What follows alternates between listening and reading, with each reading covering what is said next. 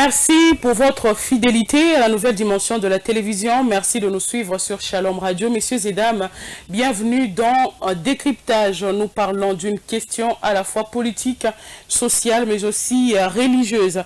Alors que le président de la République démocratique du Congo, Félix Tshisekedi, est dans une position selon laquelle aucun dialogue ne peut être organisé en dehors de son initiative, réaffirmant son attachement à un dialogue national sans influence extérieure pour la sortie de la crise sécuritaire dans l'est de la République démocratique du Congo, causée par l'agression du Rwanda avec ses supplétifs de l'AFC M23. Les confessions religieuses se rallient derrière la démarche ou l'initiative de la Conférence épiscopale nationale du Congo et l'Église du Christ au Congo, dont la feuille de route commune a été rendue publique le 25 août 2025 dernier à Kinshasa.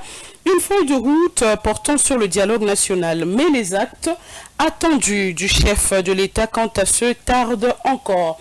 Lors de la célébration de la journée diocésaine des jeunes de l'Église catholique le dimanche 23 novembre 2025, le cardinal et archevêque de Kinshasa, Fridolin Ambongo Besungu, a rappelé la nécessité de l'organisation du dialogue national en précisant qu'en RDC, l'espérance d'unité, de réconciliation et de paix est aujourd'hui portée dans le projet du pacte pour la paix, la réconciliation, ainsi que le bien vivre ensemble dans la région des Grands Lacs, un projet porté par la SYNCO et l'ECC. Il s'agit, selon le cardinal, d'une initiative visant à réunir notre histoire commune pour toucher les racines profondes du conflit en impliquant tous les acteurs de la crise et toutes les forces vives du pays. Comment comprendre cette position de l'Église aujourd'hui? Est-il possible, utile ou impératif de réunir tous les acteurs de la crise sécuritaire actuelle autour d'une même table aujourd'hui? Le chef de l'État Félix Tshisekedi tardant à répondre favorablement à cela, surtout qu'il exige que les parties prenantes au dialogue parviennent d'abord à condamner l'agression de la RDC. Le chef de l'État est-il en train de bloquer la machine? Messieurs et dames, pour répondre à ces questions, je suis avec deux professionnels qui œuvrent dans le domaine de la presse. Le premier, c'est Monsieur Béni Rachidi. Monsieur Béni, bonsoir et bienvenue. Bonsoir madame, merci d'avoir pensé à nous. C'est toujours une fierté de se retrouver sur ce magnifique plateau. Ça fait quand même longtemps, merci de répondre à notre invitation. Oui, c'est notre maison et les réalités, les petits déplacements par moment font que nous soyons par moment absents, mais Shalom, c'est plus qu'un esprit et nous y sommes. Merci beaucoup. Le second professionnel qui œuvre dans le domaine de la presse, de la communication de masse, c'est Monsieur Alphonse Kabea. Monsieur Alphonse, bonsoir et bienvenue. Bonsoir madame, merci. Et tout le plaisir est nôtre de participer à ce numéro de décryptage pour débattre de la question d'actualité de notre pays, la République démocratique du Congo. Bonsoir également aux nombreux téléspectateurs qui nous suivent de partout. Merci de répondre à notre invitation. C'est à nous de vous remercier de penser à nous inviter. Messieurs et dames, c'est avec ces deux journalistes que nous allons traiter d'abord de cette question à rapport avec les récents propos du cardinal Fridolin Ambongo le dimanche 23 novembre 2025 dernier. Le cardinal Fridolin Ambongo a déclaré, nous citons, « Toute autre initiative qui se limite aux arrangements entre politiciens sans prendre en compte les causes profondes de la misère de notre peuple est vouée à l'échec et provoquera d'autres crises si nous ne rassemblons pas ensemble le peuple congolais autour d'une table pour vider le sac. » Il a averti le dimanche 23 novembre 2025. Je l'ai dit tantôt. Je commence avec vous, Monsieur Alphonse Kabea Kacha. Premièrement, avant qu'on ne passe à nos principales questions, quelle est la lecture que vous faites de ces propos récents du cardinal Fridolin Ambongo? Franchement, c'est des propos qu'il ne faut pas d'abord isoler de leur contexte. Et je crois que l'histoire de notre pays, la République démocratique du Congo, peut témoigner du rôle que chaque fois les cardinaux de l'Église catholique romaine en République démocratique du Congo joue face au pouvoir politique. Vous vous rappellerez qu'il y avait d'abord avec Mobutu, son cardinal de l'époque, Malula, qui a pu prendre son courage de faire face aux dérives du pouvoir dictatorial de Mobutu. Après Mobutu, nous avons eu Monsengo qui était en face de Kabila. Et aujourd'hui, nous avons un Mbongo en face de Félix-Antoine Tshisekedi, le pouvoir actuel en place en République démocratique du Congo. Et chaque fois, il tente non seulement de rappeler un tout petit peu le pouvoir à l'ordre ou de calmer les ardeurs du pouvoir politique, mais également, à deux fois, nous leur même reprochons de plonger de plein pied dans des formes de dérive par rapport à la mission pastorale qui est la leur. Il est vrai qu'en tant qu'Église, ils ont l'obligation d'abord de protéger les plus pauvres. Ça, ça fait partie des principes sacro-saints de l'Église. L'Église protège d'abord les plus faibles. Mais par rapport à la politique, c'est un organe de pression. Pas nécessairement un organe de pression, parce que j'ai suivi tout ce discours ou cette homélie du cardinal Ambongo s'adressant aux jeunes de l'archidiocèse de Kinshasa devant les parvis du palais de la Nation. Mais on ne soulève pas qu'il a aussi soutenu les démarches du président de la République. Il l'a dit. Il n'a pas dit, il n'a pas évoqué que la question du dialogue. Et d'ailleurs, par il a parlé des détournements, à la question il a parlé des embouteillages, il a parlé des inondations. Je l'ai suivi, il a soutenu les démarches du président de la République. Il a parlé de la corruption. A-t-il déclaré. Il a dénoncé aussi les méfaits qui gangrènent notre société et pour lesquels tous nous sommes témoins en matière de gouvernance. Il y a des dispositifs qui posent problème, notamment la mauvaise gouvernance. Il l'a dénoncé. Nous avons vu plusieurs fois avec l'IGF dénoncer les cas de détournement pour lesquels peut-être la justice, jusqu'à preuve du contraire, n'a pas encore donné les résultats probablement comme sanction. Nous avons des cas de corruption avérés. Et il n'a pas évoqué la corruption que dans l'ordre de la politique du pays. Il est allé plus loin. Il a interpellé les jeunes qui ne soient pas dans un mouvement de corruption, même dans leurs institutions scolaires ou académiques. Et qui ne dorment pas. Oui, face à la corruption, on doit tous lutter. Mais qui n'est pas d'accord que la corruption est une gangrène qui dérange la bonne évolution de notre société ou de notre pays? Et tous, nous avons l'obligation de dénoncer la corruption. Ce n'est pas parce que c'est le cardinal Ambongo qui l'a dit, et au regard de la position affichée face au pouvoir en place, que nous devons regarder cela d'un mauvais œil. Donc tout le monde pouvait dénoncer la question de la corruption, et surtout que c'était une interpellation qu'il faisait face à la jeunesse. Et je n'y trouve pas de dérive personnellement, parce que c'est son rôle en tant que pasteur. Il a l'obligation d'interpeller. Et d'ailleurs, même les politiciens, à un moment, les pasteurs ont l'obligation de les interpeller, parce que les pasteurs, au-delà de leur casquette politique, généralement, nous les voyons dimanche devant leur pasteur pour prier, pour recevoir des enseignements et peut-être même des orientations d'une conduite morale idoine. Nous le voyons régulièrement. Donc, en tant que pasteur, je ne vois pas en quoi c'est mal de faire cela. D'accord, je vais vous revenir, monsieur Alphonse Kabea, je vais vous revenir, même si, selon vous, l'Église n'est pas nécessairement un groupe de pression, mais politiquement parlant, selon les sciences sociales, c'est un groupe de pression. Monsieur Béni Rachid, votre lecture générale. Merci pour la parole m'accordée. J'ai suivi ces discours avec beaucoup d'intérêt. C'est un pasteur devant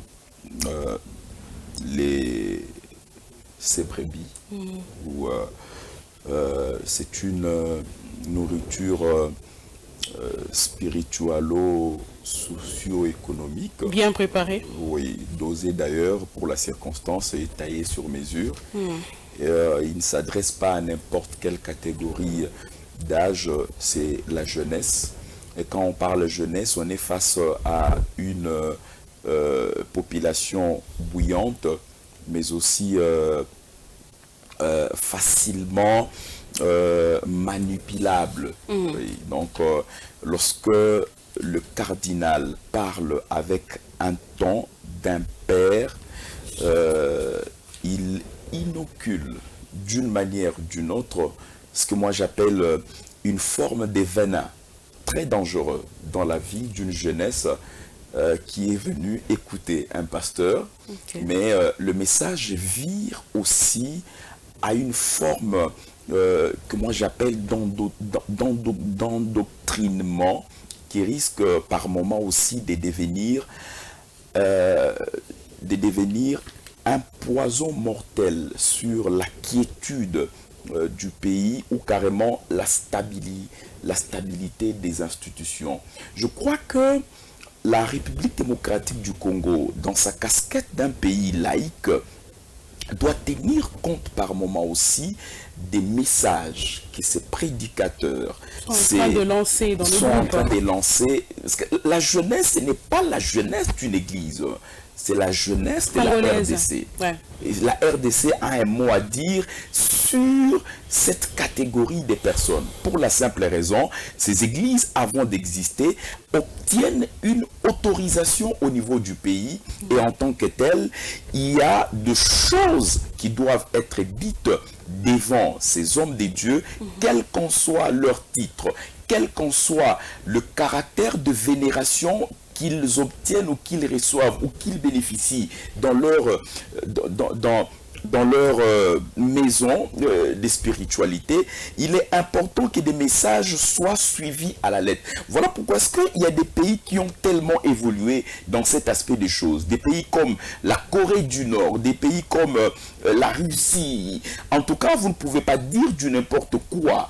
Il y a une forme de thermomètre où on jauge le message à donner aux gens, et lorsque il y a des choses qui sont dites d'une manière dangereuse, l'État, avec sa force publique, a la possibilité de convoquer ces acteurs importants de la société. Donc c'est un message qui a un caractère des spiritualités, comme on le sait, l'église c'est la maison des spiritualités. Et c'était une rencontre religieuse après tout. Et surtout, la rencontre devait rester dans cet aspect des choses. Et lorsque ça vire par moment sur certains concepts que moi je considère dangereux, problématiques, pourquoi pas aussi révolutionnaire, ça sort du cadre religieux, ça sort du contexte, et là c'est dangereux. Donc il est très important, il y a cette forme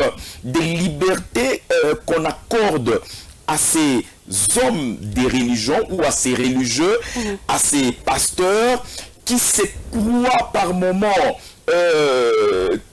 qui s'arrogent le maximum de pouvoir, dont les conséquences de ces propos risquent de poser problème à la nation, à la sécurité. Avez-vous une idée de l'impact de cet homme? C'est le numéro 1, s'il faut le dire ainsi, de l'église catholique. C'est la plus grande église.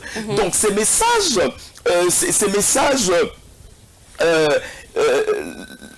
le cadre, c'est Kinshasa, comme Monsieur Alphonse l'a dit. Mon confrère Alphonse l'a dit, mais le message est suivi partout. Il est suivi même à Goma. Il est suivi même à Bukavu. Il est suivi même à Kikwit. Et pourquoi ce message est diffusé? Parce qu'on donne l'occasion à tous les jeunes d'écouter, de l'église catholique, d'écouter. Donc c'est un message nourriture spirituelle, mais aussi c'est un message qui a une connotation politique indescriptible. Donc il parle politique, il parle réalité sociale, parce que quand il dit la corruption, il dénonce un fait social dont les implications mobilisent plusieurs acteurs. Ce sont les politiques, ce sont les différentes catégories de personnes, les forces vives de la nation qui sont là. Donc c'est très important. On a bénéficié de ces messages. Le cardinal est resté le même dans ses narratifs et il n'a pas changé. Ah, Monsieur Béni, et c'est là où j'ai conclu en disant le message, l'Église, pas seulement catholique, l'Église en général doit faire très attention aux petits mots, les petits verbes, les petites tournures qui risquent par moment de faire très mal à l'image de la nation et même à la fierté, la stabilité, pourquoi pas la cohésion nationale. Et c'est très important. Voilà, monsieur Alphonse Kabea, vous avez une réaction rapidement? Je l'ai effectivement. Voilà. Je suis d'avis avec Béni que l'Église doit rester dans ses limites d'action. Mais je pense que l'Église aujourd'hui doit quitter ce principe selon lequel elle a été qualifiée d'opium du peuple par les marxistes. Okay. L'Église n'est pas là pour plonger dans un sommeil dogmatique le peuple. L'Église est au milieu du peuple et elle partage les réalités quotidiennes du peuple. C'est le même peuple que le politicien dirige, c'est le même peuple que les leaders religieux également dirigent. Je suis d'avis que les leaders religieux doivent éviter de se faire plus prince que pasteur. Là, je suis d'avis. Mais cependant, lorsqu'il s'agit du contenu de leur message, je voudrais qu'on reste correct avec nous-mêmes, en évitant de disséquer et d'isoler le message, non seulement de son contexte, mais de faire aussi un montage à intérêt. Qu'est-ce que j'appelle un montage à intérêt? D'ailleurs, nous le faisons régulièrement dans la presse. Quand on veut orienter un élément, ce sont les éléments qui nous intéressent que nous ferons passer dans cet élément, et d'autres, quand nous les trouvons non intéressants pour nous, moins importants, nous pouvons les mettre en poche. Tout comme on peut y revenir prochainement. Alors, quand on isole le message et on ne s'arrête qu'à certains aspects sans les relier à l'ensemble du message, nous allons dérouter. Parce que j'ai entendu avec fierté Béni donner la mission d'inviter à l'unité, à la pacification de l'Église. Or, dans ce message, il y avait cette invitation à l'unité, à la réconciliation, même, à la paix. C'est le rôle de l'Église, de toute Église. Mais malheureusement, quand Cardinal Ambongo parle, on lui a déjà collé une forme de fichette d'opposition dans son discours. Et d'ailleurs, Béni dit qu'il est resté le même. Quand il dit qu'il est resté le même, c'est Ambongo, entre guillemets, l'opposant au pouvoir de Tshisekedi. C'est ce que je n'ai pas dit. Oui, en tout cas, non, vous ne l'avez pas dit. Il ne l'a pas dit directement. Voilà pourquoi j'ai dit il est resté le même, entre guillemets, Ambongo, l'opposant. Okay. Bon, de toutes les façons, le message est celui-là. Mais dans ce message, quand un pasteur parle,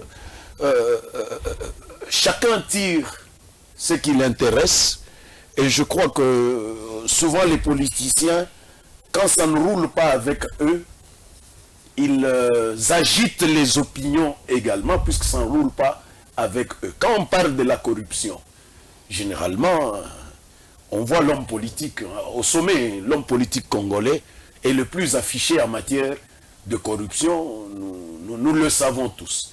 Mais Mbongo ne s'est pas arrêté à interpeller seulement l'homme politique congolais. Il a interpellé la jeunesse. J'ai donné ici un exemple. Non, mais il a demandé à la jeunesse de se réveiller. Il faut dire non à la corruption depuis l'école. Non à la corruption dans une école, par exemple. Depuis l'école. Depuis l'école. Ça n'a pas à voir avec... Et peut-être ces aspects-là, on ne veut pas les évoquer. Nous en avons besoin aujourd'hui pour la construction d'une République démocratique du Congo responsable. Nous avons besoin des jeunes utilement formés, exemptés de toute forme de corruption. C'est important pour la République démocratique du Congo et je n'y vois pas de mal. La question qui fâche, elle est claire, il faut y aller droit. C'est lorsqu'il dénonce la mauvaise gouvernance. Et quand on parle de la gouvernance, automatiquement, le pouvoir politique se chatouille parce que on sent que c'est une flèche qui lui est orientée. Il ne fait pas correctement son travail. Il ne fait pas correctement son travail. Et le politicien, nous ne sommes pas là que pour l'encenser. Il est vrai que là où le politicien fait mieux, nous pouvons l'applaudir et l'encourager à évoluer de cette manière-là. Mais là où le politicien marche dans la boue, nous devons aussi être capables, surtout nous, la presse. Nous devons être capables de dire, ici, ça n'a pas marché. Nous sommes également une lampe qui éclaire l'opinion face à certaines questions, notamment quand on parle de questions de bonne gouvernance. La presse ne doit pas avoir de l'eau dans la bouche lorsque ça ne marche pas. Il est vrai, peut-être, j'ai fait Kinshasa ces derniers temps régulièrement, et franchement, il est temps de dire qu'à Kinshasa, ça se dégrade au jour le jour. Ça se dégrade au jour le jour. La voirie urbaine de Kinshasa, elle reste... Lui, il a dit qu'il n'y a pas d'infrastructure. Bon. Le cardinal. Bon, c'est peut-être trop fort son style. Les infrastructures, il y en a, mais dans un état piteux. On a tenté certains travaux d'aménagement, par exemple, de la voirie urbaine pour désengorger la circulation routière à Kinshasa. Ça n'a pas marché. Par contre, c'est comme si on a encore enfoncé. Il n'y a pas que la chaussée qui pose problème. Il y a les inondations à Kinshasa. Il a parlé de ça aussi. Il y a les inondations. Ça devient invivable à Kinshasa lorsqu'il pleut. C'est des inondations partout. Les images défilent deux fois sur les réseaux sociaux. Les gens prennent ça pour une forme de blague, mais il faut le vivre à Kinshasa. C'est indésirable. Mais par-delà tous ces aspects, ce qu'il faudra aussi dénoncer, il ne faut pas ne regarder que l'homme politique parce qu'il a la gouvernance de la chose publique. Il y a la participation citoyenne La aussi. participation citoyenne. C'est là que l'Église a le rôle interpellateur pour tout le monde. Nous-mêmes, que faisons-nous pour améliorer tant soit peu ces conditions de vie? Qui jette les immondices dans les caniveaux? Que ce soit à Kinshasa, que ce soit ici chez nous à Lubumbashi. C'est nous, les citoyens, les habitants de la cité, avec ce climat de chaleur qui nous occupe ces derniers temps, avec l'effet réchauffement climatique, tout le temps on est obligé de boire, on achète avec des bouteilles en plastique, mais malheureusement, il y a des comportements inciviques qui méritent d'être dénoncés et d'attirer notre attention. Tout le monde jette la bouteille où il veut, et au bout, observez seulement les caniveaux quand il bouché. Voilà, monsieur Alphonse, je vais revenir à vous. Là, c'était la réaction par rapport à ce que monsieur Béni a dit. Il y a une question que je dois vous poser. Je commence par la poser à monsieur Béni, puisque c'est vous qui venez de parler. Je ne vais pas encore poser la question à vous en premier. Je reviens à monsieur Béni. Monsieur Béni, en temps utile de toutes les façons. Je reviens à vous, monsieur Alphonse, ne vous inquiétez pas. Monsieur Béni, vous avez parlé de certaines déclarations dangereuses du côté de ceux qu'on appelle pasteurs. Voilà, écoutez cette phrase du cardinal Fridolin Ambongo. Il dit, toute autre initiative, évidemment, il était en train de se pencher. Nous parlons de la question du dialogue exactement. Le dialogue national qui est demandé d'une part, et de l'autre part qui est accepté, mais avec des conditions, je parle de la majorité au pouvoir. Alors, parlant du dialogue, il a soutenu le pacte pour la paix de la Sanko et l'ECC en disant que toute autre initiative qui se limite aux engagements entre politiciens sans prendre en compte les causes profondes de la misère de notre peuple est vouée à l'échec et provoquera d'autres crises si nous ne rassemblons pas ensemble le peuple congolais autour d'une table pour vider leur sac Monsieur Béni, comment trouvez-vous ces propos du cardinal Fridolin Ambongo? Dangereux. Très dangereux. Je vais ajouter trop dangereux. Pour la simple raison, le cardinal se présente ici comme un prophète. De malheur. Non seulement des malheurs, parce qu'il parle d'échec. Voué à l'échec. Il prédit un échec. Mais justement, monsieur Béni, on ne peut pas tenir un dialogue pour des calculs politiciens, on se partage le pouvoir. Vous m'avez posé la question. Allez-y, répondez. Allez-y. Avons-nous réellement besoin, à cet instant, d'un dialogue version cardinale tel qu'il a dit? Tous les acteurs de la crise. Le pays est sous une pression internationale. Nos territoires entrent les mains des ennemis. Vous avez suivi avec moi la dernière déclaration de Paul Kagame. Ouais, il démontre clairement le problème, ce n'est pas Corneille Nangaa et les autres, c'est lui. Il dit, on désire que je leur remette Goma et Bukavu. Paul Kagame vient de confirmer aujourd'hui qu'il n'y a pas de M23. Et le chef de l'État avait raison de considérer ces gens-là comme des pantins. Parce qu'aujourd'hui, Paul Kagame vient de donner raison à Félix Antoine Tshisekedi Tshilombo. L'acteur, c'est lui. Les commanditaires, c'est lui. Le meurtrier numéro 1 de toutes ces femmes qui sont violées et des enfants, ce ne sont pas tous ces gens, c'est Paul Kagame. Ce n'est plus Kabila. Puisque le chef de l'État avait dit que l'AFC M23, c'est Kabila. Par l'action de Paul Kagame, je réponds à votre question. Est-ce que nous avons besoin d'un dialogue version pacte de paix aujourd'hui? La question, c'est non. Mais comment la plus grande lutte au niveau national, c'est de chasser les Rwandais de la RDC. Les militaires, la force armée rwandaise, qui combat, qui agresse et qui déstabilise notre institution. Doit quitter le sol congolais. Ils doivent quitter le pays. Est-ce que nous devons perdre des énergies pour faire appel à X, Y, mais est-ce qu'on a le temps même de se réunir? Est-ce que vous suivez comme est-ce que des jeunes sont recrutés et par moments fouettés comme des cochons? Moi, ça me fait très mal. Est-ce que vous voyez comme est-ce que nos minéraux sont pillés? Mais comment laisser du temps à un dialogue, à un certain moment qui risque d'être improductif voué à l'échec? Moi, je crois que la convocation d'un tel dialogue, à l'instant, ne peut qu'être un échec de ma manière parce que tous les projecteurs, toutes les concentrations, tous les regards de la nation sont sur nos frères de Bukavu, nos frères de Goma et d'autres jusqu'à ce que la province, les sièges provinciaux se retrouvent du côté Béni Boutembo parce que Paul Kagame et ses ouailles occupent notre nation. Je crois que déjà, quand il prédit l'échec d'un dialogue qu'il annonce sous la forme d'un pacte de paix, mais c'est un projet irréaliste, à mon humble avis, pendant ces temps.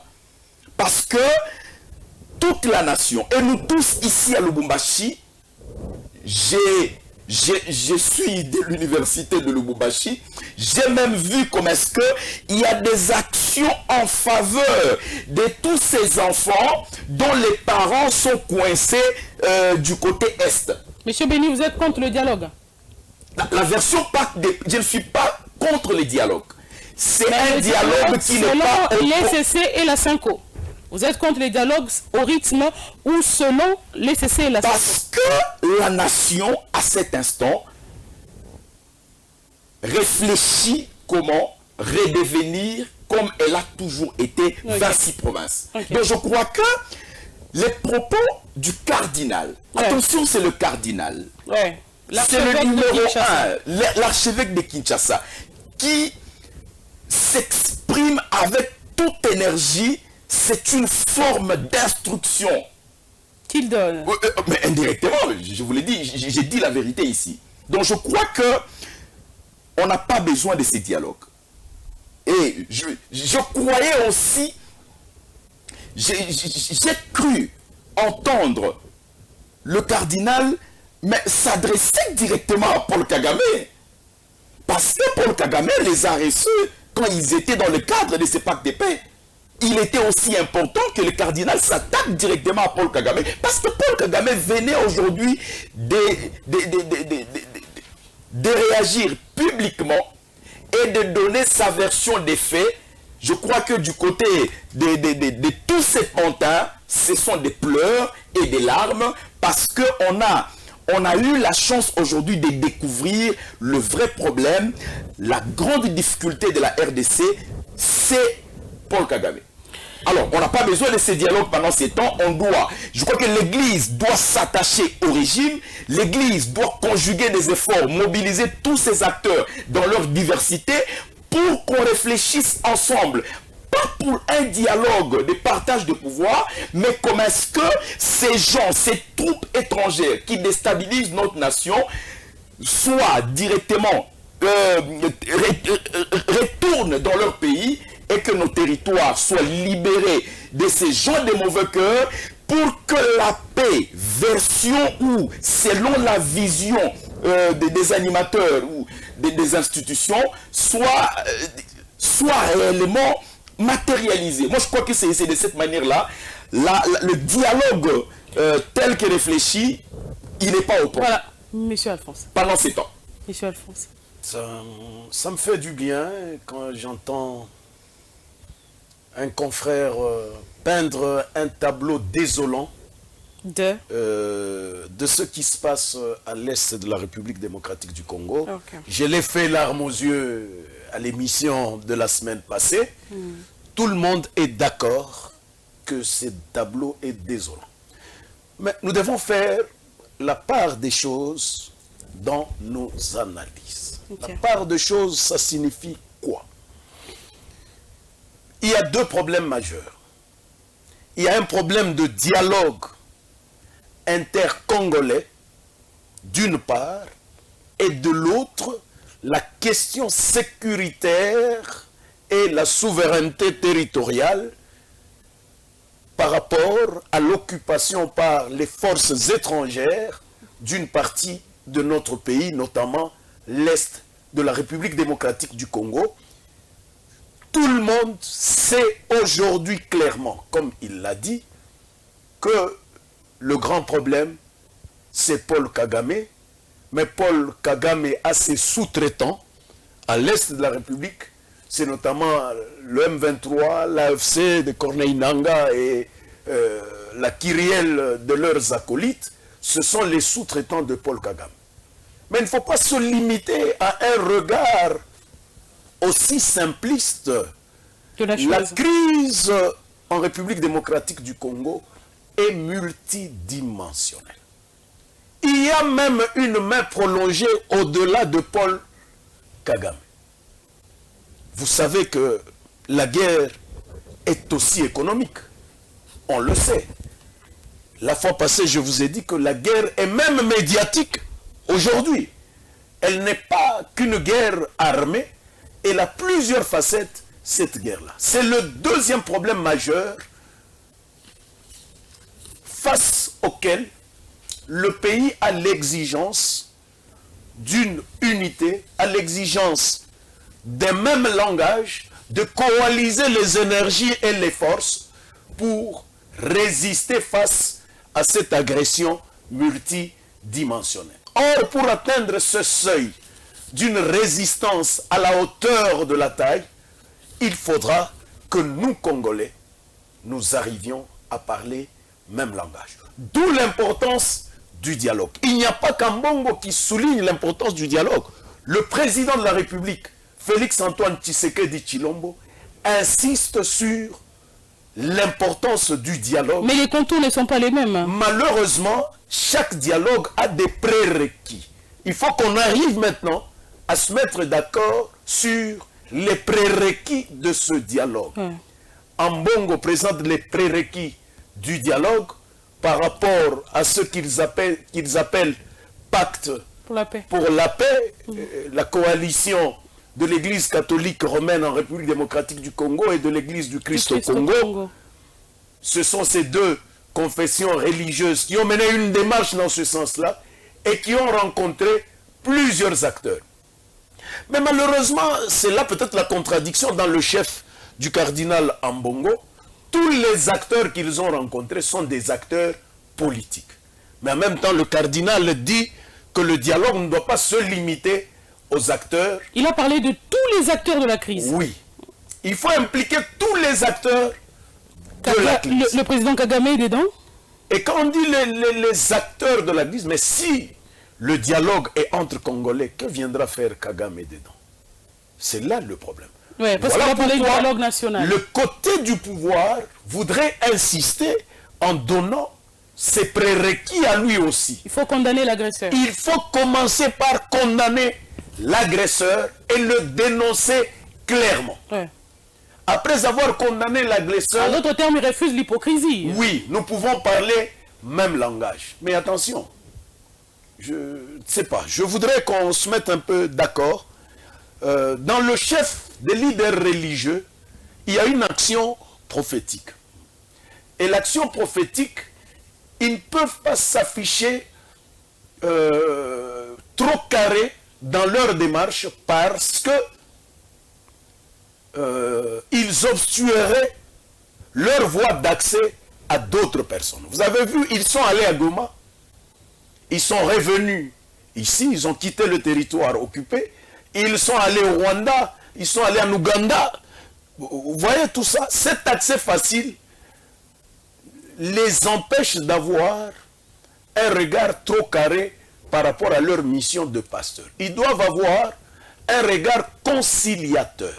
Mais au-delà du fait d'être religieux, pour le pouvoir politique en République démocratique du Congo, on rappelle qu'ils sont Congolais. Et en tant que Congolais, ils doivent s'afficher d'abord patriotes.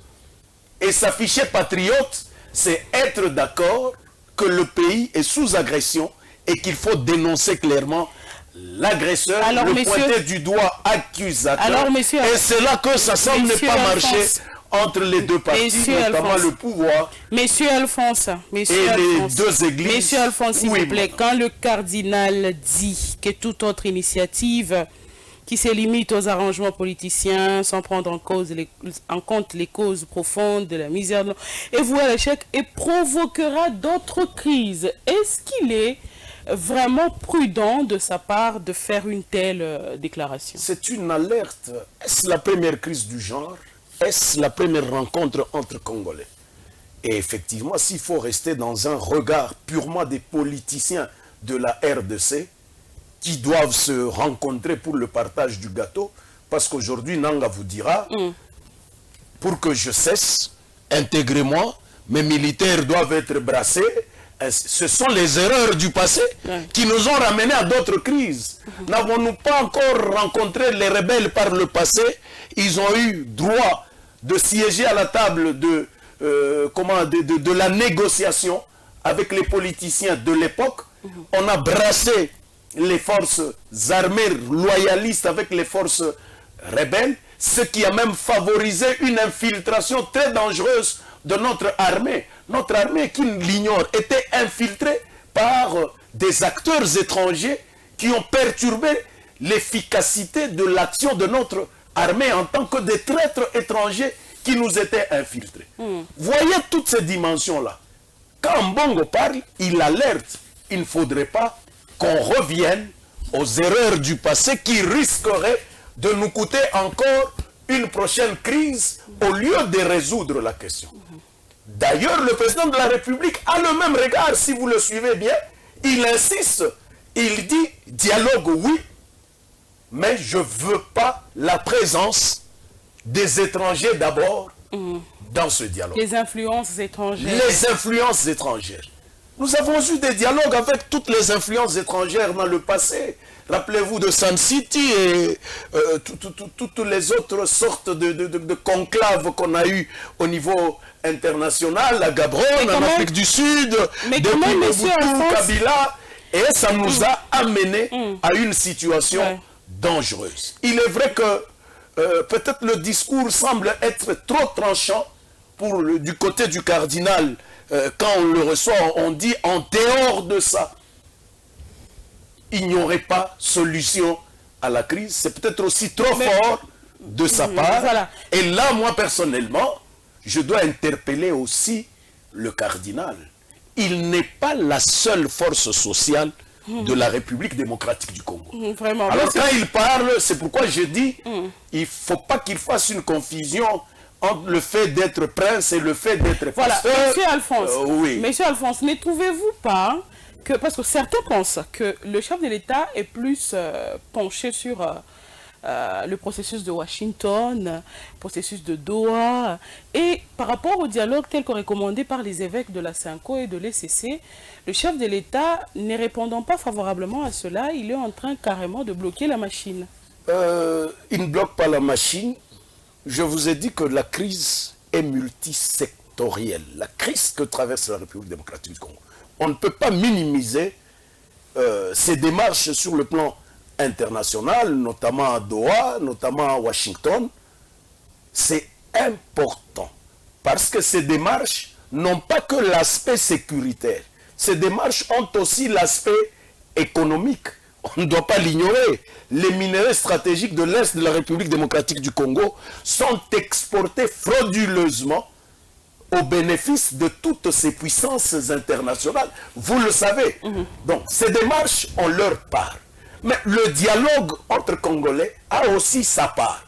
Et si le Congolais arrivait à regarder dans la même direction, à l'issue d'un dialogue sincère et franc, je pense que, madame, nous allons chuter utilement et face même aux puissances étrangères, Messieurs, la résistance sera de mise et nous pouvons finalement sortir tête haute de cette crise qui malmène la République démocratique du Congo. On va finir rapidement par rapport à cette question. Monsieur Béni, le chef de l'État n'est-il pas en train de retarder aussi les choses dans le cadre de la résolution de la question lorsqu'il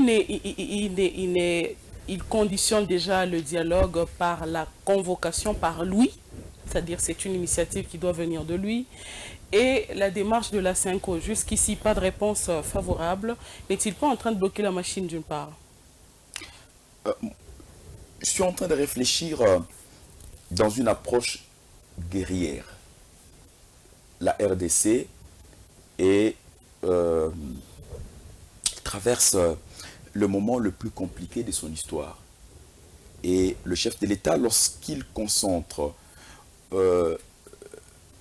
la paternité de l'organisation du dialogue sur lui ou sur le régime, je crois que le grand problème reste cette forme d'infiltration ou peut-être les enjeux derrière l'organisation ou la montée en flèche de ces pactes d'épée. Lorsque les princes de l'Église sont à la tête de cette organisation, d'une manière ou d'une autre, les institutions de la République ne maîtrisent pas l'organisation. Le cadre, les invités et même aussi les participants, ça pose un problème. Pour la simple raison, pourquoi le président de la République met un accent sur la dénonciation de l'agresseur.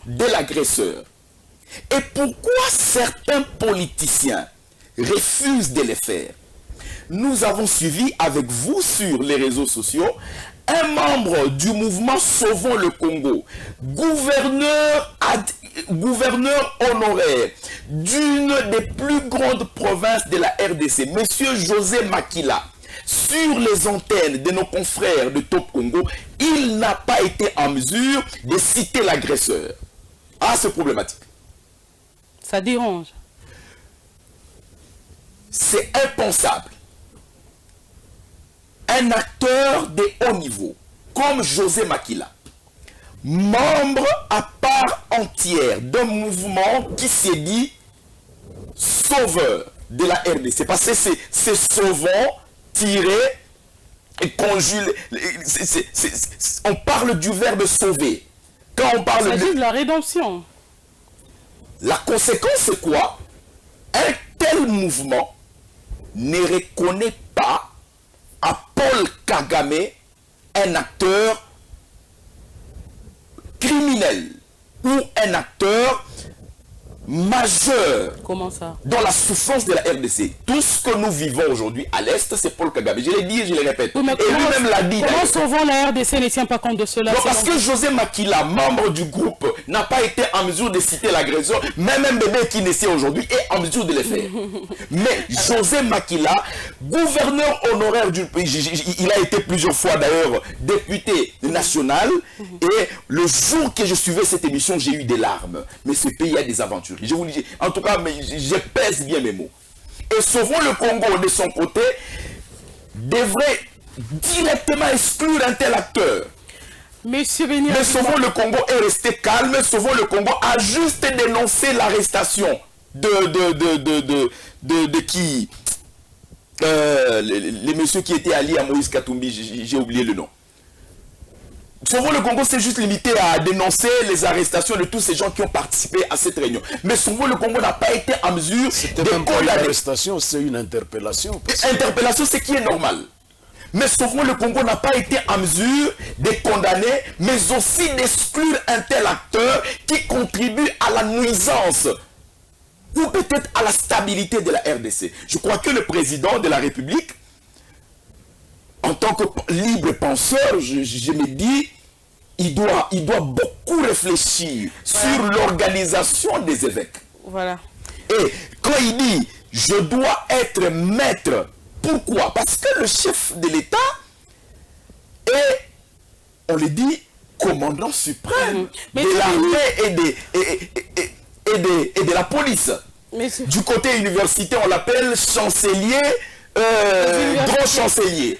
Monsieur Béni, on va le chef de l'État, j'ai terminé madame, le chef de l'État aujourd'hui a toutes les informations capitales.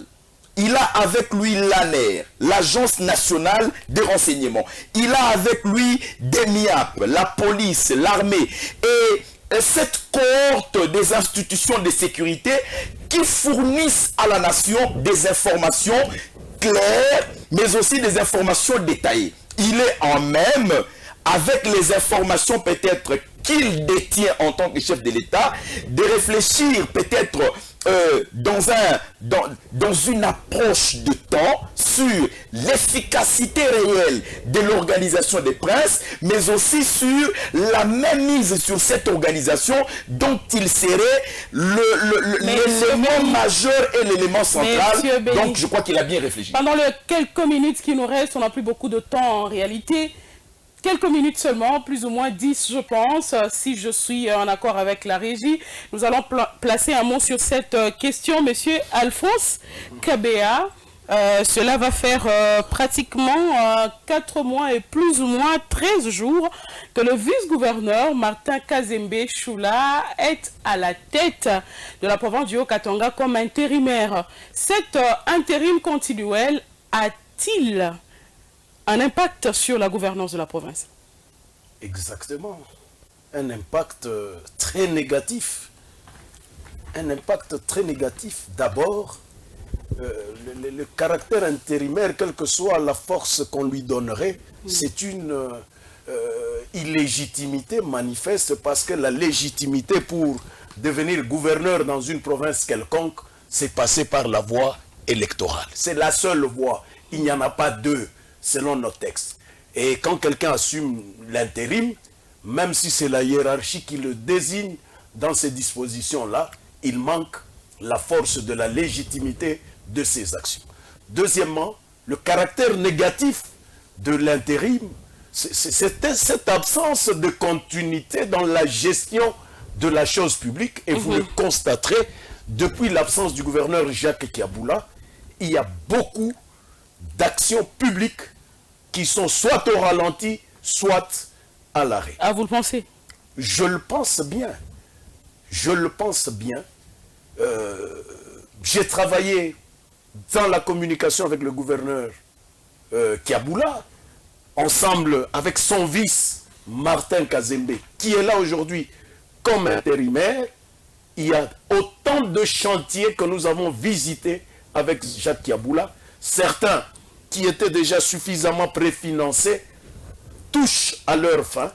Et celui qui ne les a pas initiés dans une vision déterminée a du mal à les amener jusqu'au bout. Et d'autres, vous le savez, ce sont des chantiers qui pataugent. On ne sait pas se voiler la face. Il y a autant de chantiers qui pataugent. Au-delà de ça, qu'on se le dise, on n'a pas à se voiler la face. Tout ce qu'il y a comme intérim, ce sont des actions d'une main noire politique qui dérangent la quiétude des institutions en province.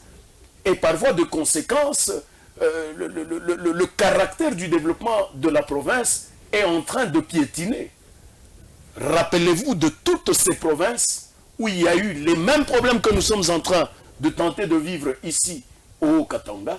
Ces provinces-là n'ont pas su décoller. Non, mais le loi là-bas est quand même en train d'évoluer. Non, et d'ailleurs là, il faut que je vous dise que c'est un contexte tout à fait différent. Le loi là-bas est en train d'évoluer avec Fifi Masuka, élu gouverneur.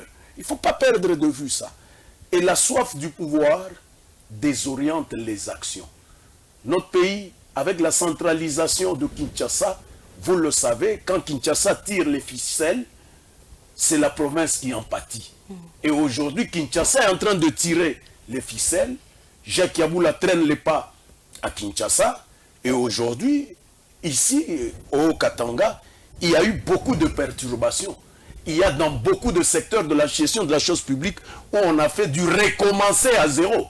En commençant par le fait d'enlever tel pour mettre un nouveau, celui de mon obédience. Vous le savez, vous savez de quoi je parle, et ça fait piétiner. On était même sur le point de provoquer un remaniement du gouvernement provincial. Vous le savez, ça courut dans tous les sens. Et à mon entendement, selon ce que j'ai eu comme information, sauf erreur de ma part, Kinshasa a vu que ça devenait une illégalité manifeste.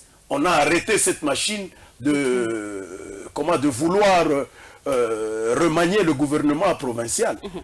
Monsieur Béni, y a-t-il un impact sur la gouvernance de la province, cet intérim continuel?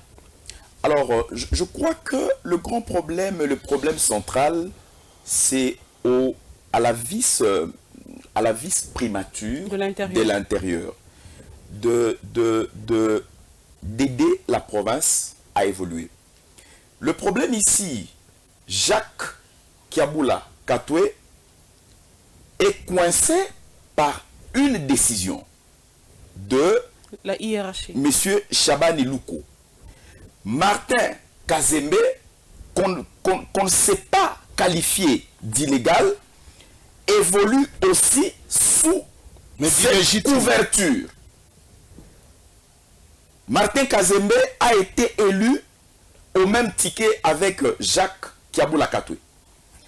Et le programme gouvernemental reste le même qui a été présenté à l'Assemblée provinciale du Haut-Katanga.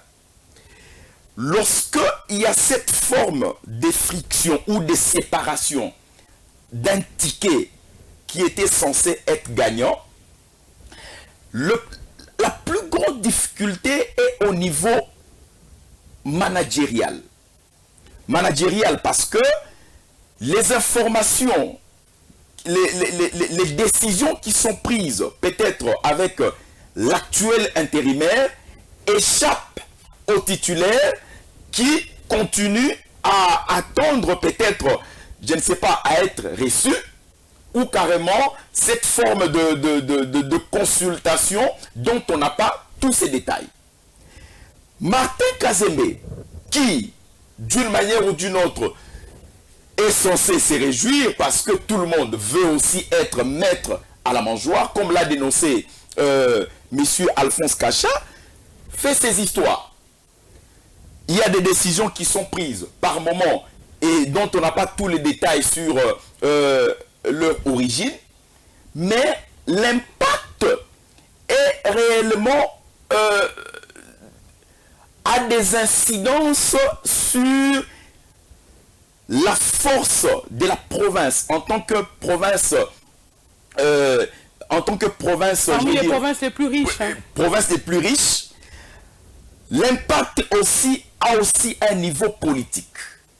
L'UDPS, qui par moments se sent plus attaché du côté Martin Kazembe, mais l'UDPS aussi qui est censé se retrouver du côté Jacques Yabula. Parce que Ardev fait partie aussi de l'UDPS. Donc, c'est une décision qui crée décision au niveau du régime. C'est une des décisions qui crée même décision au niveau des organisations culturelles. On n'a pas vu avec vous on n'a pas lu avec vous les réactions, par exemple, de Saint-Pierre, les réactions aussi des louanges au Mikuba. Et toute cette situation est l'émanation par moment des décisions au niveau de Kinshasa qui deviennent troublantes, qui deviennent compliquées et qui deviennent un soubassement d'instabilité au niveau de la cohésion nationale. Voilà pourquoi est-ce que même le chef de l'État lui-même l'a dit dans un de conseil des ministres, comme est-ce que l'on doit mettre un accent sur la stabilité des provinces. Voilà. Donc cet impact est à voir dans une forme dans plusieurs niveaux. Dans une diversité sectorielle, mais l'on doit lutter au niveau de Kinshasa pour que les provinces ne soient pas déstabilisées pour des visées purement politiciennes. Voilà.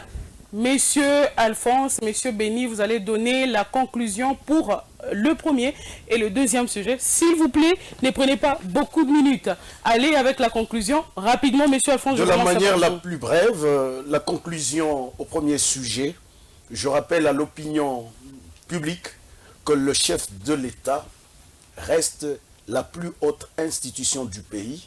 Aucun dialogue ne peut se tenir sans son initiative. C'est lui.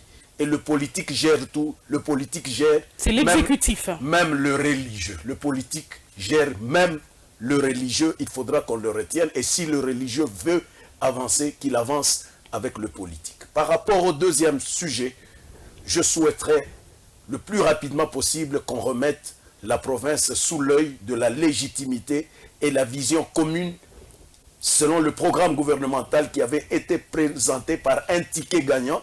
Et le ticket gagnant, c'était Jacques Kiaboula, gouverneur de province, et son colistier comme vice-gouverneur, c'est Martin Kazembe. Renverser la vapeur, c'est freiner l'élan de ce programme gouvernemental qui était donné et faire reculer la province de plusieurs générations.